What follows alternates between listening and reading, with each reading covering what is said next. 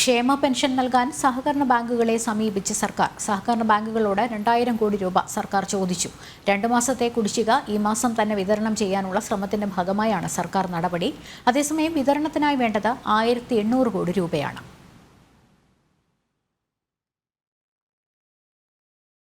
ക്ഷേമ പെൻഷൻ വിതരണത്തിന് വീണ്ടും സഹകരണ ബാങ്കുകളെ സമീപിക്കുകയാണ് സംസ്ഥാന സർക്കാർ.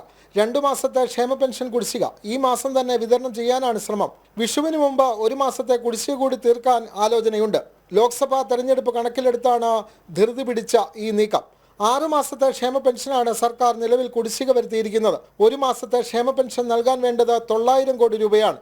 കുടിശ്ശിക തീർത്ത് വിതരണം ചെയ്യാൻ വേണ്ടത് 5400 കോടിയും. ഇതിൽ 2 മാസത്തേത് വിതരണം ചെയ്യുന്നതിന് മാത്രം 1800 കോടി രൂപയാണ് വേണ്ടത്. ഇത് സമാഹരിക്കുന്നതിനാണ് ധനവകുപ്പ് ശ്രമിക്കുന്നത്. 2000 കോടി രൂപ സഹകരണ ബാങ്കുകളുടെ കൺസോർഷ്യത്തിൽ നിന്ന് ലഭിക്കുമെന്നാണ് പ്രതീക്ഷ.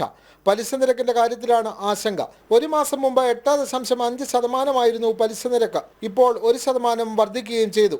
അതിലും കുറഞ്ഞ പലിശയ്ക്ക് സർക്കാരിന് സഹകരണ ബാങ്കുകളിൽ നിന്ന് പണം ലഭിക്കില്ല. ക്ഷേമ പെൻഷൻ കൊടുക്കാത്തതിൽ വിമർശനവും പ്രതിഷേധവും കടുത്തതോടെയാണ് പലിശ എത്രയായാലും സഹകരണ ബാങ്ക് കൺസോർഷ്യത്തിൽ നിന്ന് പണം വാങ്ങാമെന്ന നിലപാടിലേക്ക് ധനവകുപ്പ് എത്തിയത്.